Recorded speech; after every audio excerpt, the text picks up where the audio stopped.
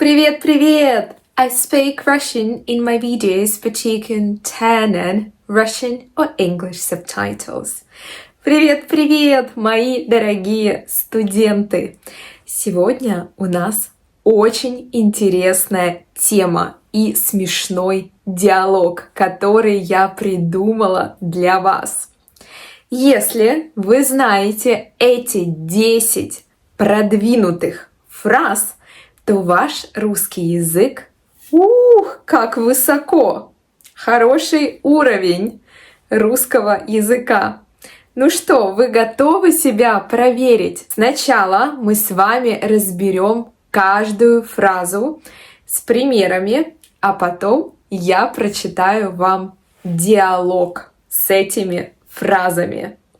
Прежде чем мы начнем, я хочу сообщить вам о том, что я подготовила для вас бесплатный, но очень полезный PDF-документ с новыми фразами из сегодняшнего видео. Для того, чтобы получить этот PDF-документ, заполняйте короткую форму ниже. Ссылка в описании под этим видео. А мы начинаем? Что мы ждем? Но прежде чем мы начнем, скажите мне, как у вас дела? Что нового? Пишите в комментариях, я обязательно отвечу каждому из вас. А теперь точно начинаем. Люблю я отвлекаться на разговоры.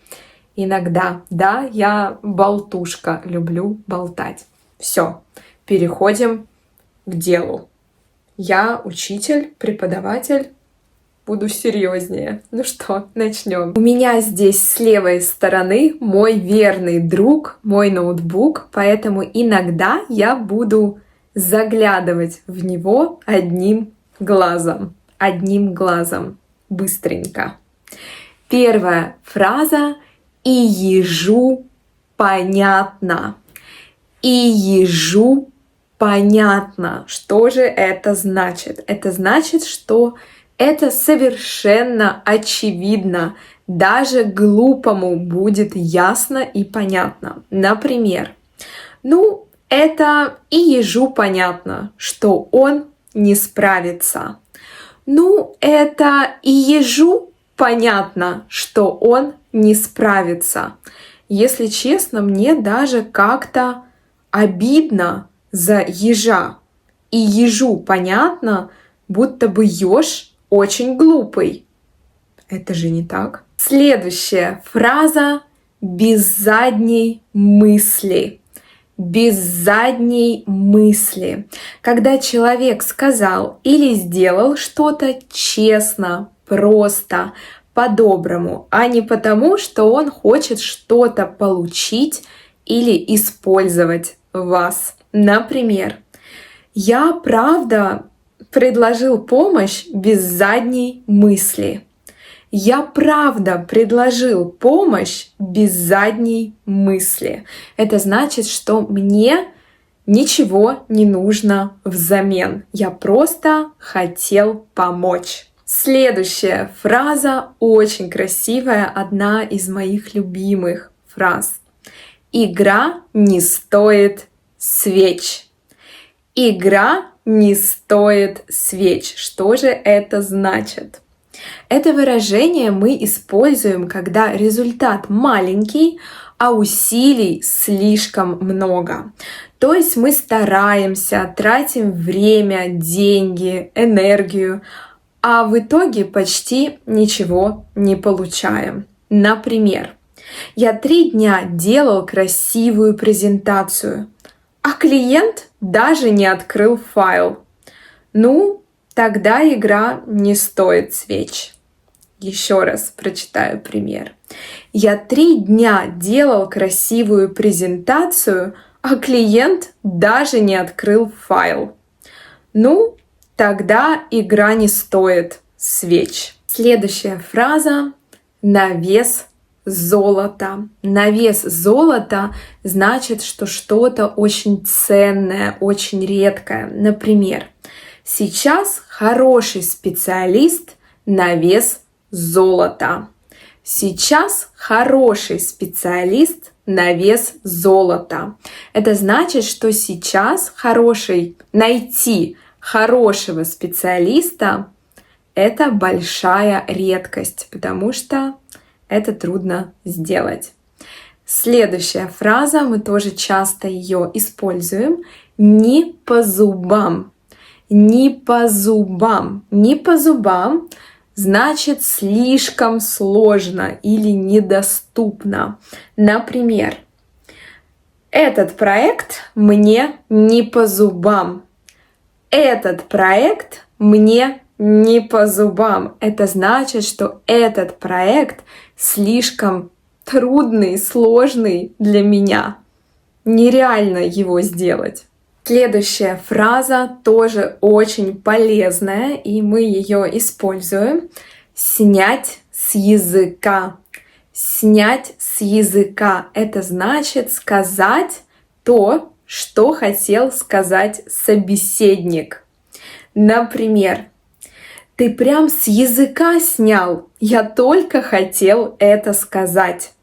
Ты прям с языка снял. Я только хотел это сказать. Ходить вокруг да около. Ходить вокруг да около. Избегать говорить прямо, намекать. То есть не говорить прямо. Например, не ходи вокруг да около. Скажи в лоб. Это лоб. Скажи в лоб значит скажи прямо. Не ходи вокруг да около. Следующая фраза описывает меня и мою жизнь. Но это не точно. Надеюсь, что мне удалось избавиться от этого синдрома отличника или отличницы. Синдром отличника или синдром отличницы. Что же это значит? Вы, наверное, слышали, что в России у нас 5-бальная система оценивания в школах. И поэтому отличник — это тот человек, который получает одни 5. А 5 — это самая высокая оценка. Отсюда отличник — это человек, студент, который учится очень хорошо и получает самые высокие оценки. Это как 100 баллов из 100. Вот, синдром отличника — это когда человек хочет быть лучшим всегда и везде, хочет делать все идеально, без ошибок. Но это же нереально, правда? Давайте посмотрим на пример. Зачем ты переделал отчет 5 раз? Он уже был хороший. Не могу иначе. У меня синдром отличника. Еще раз зачитаю пример. Зачем ты переделал отчет 5 раз? Он уже был хороший. Не могу иначе. У меня синдром отличника. Ох, как я его понимаю. Но я стараюсь избавиться от синдрома отличника. Я тебя умоляю. Очень часто использую. Я тебя умоляю. Это ироничная реакция на чью-то наивность или преувеличение. Например, он сказал, что больше не будет врать. Я тебя умоляю. Это значит, ты что, веришь ему? Я тебя умоляю. Конечно же нет. Кому ты веришь? Это неправда. И последняя фраза на сегодня. Ну, такое. Ну, такое. Это выражение люди используют, когда что-то им не очень нравится.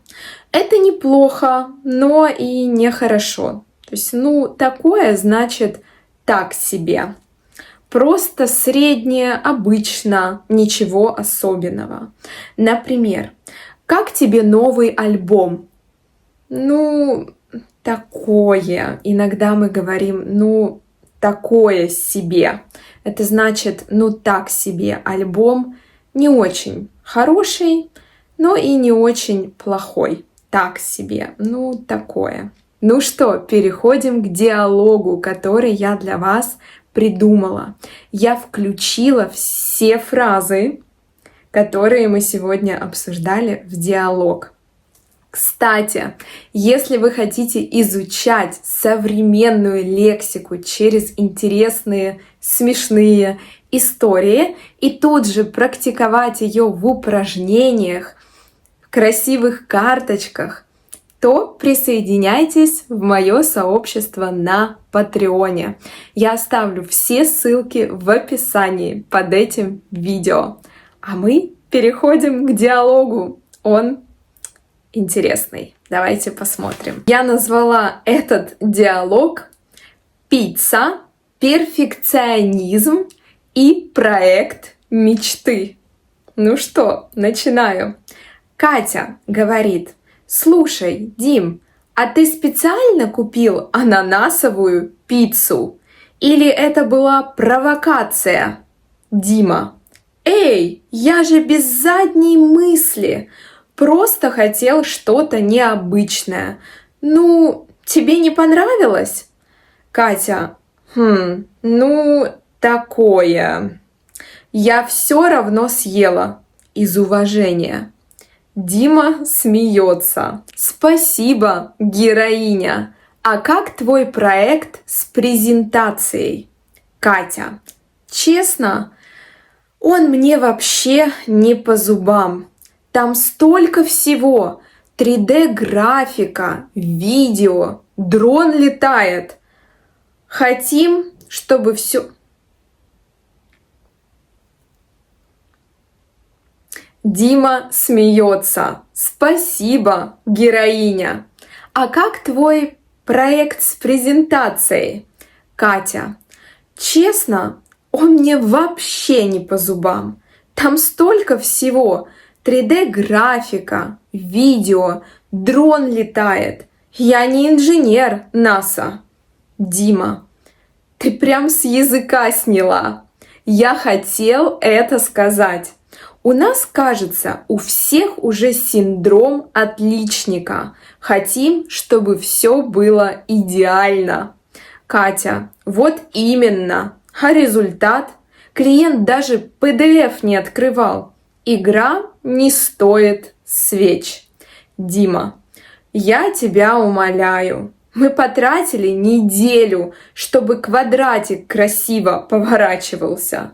Да ему даже логотип не нужен был». Катя: «Вот именно. А наш дизайнер опять ходит вокруг да около. Не скажет прямо, что все надо переделать». Дима: «Потому что хороший дизайнер на вес золота. Он молчит, а мы страдаем». Катя: «И ежу понятно, что проект пора упрощать». Пиццу мы, кстати, тоже можем упростить. Без ананаса, например». Дима: «Договорились. Только если честно, я теперь хочу шаурму». Если вы заметили, я добавила все фразы из сегодняшнего урока в этот диалог. Ну что, а мы будем прощаться. Не забывайте получать бесплатный, но полезный PDF-документ с фразами из сегодняшнего видео. Если вы хотите видеться чаще, подписывайтесь на мой Инстаграм. Я буду очень рада вас там видеть. Также, если вам понравилось это видео, ставьте лайк, подписывайтесь на канал, если вы еще не подписаны. И нажимайте на колокольчик, чтобы не пропустить следующие полезные видео.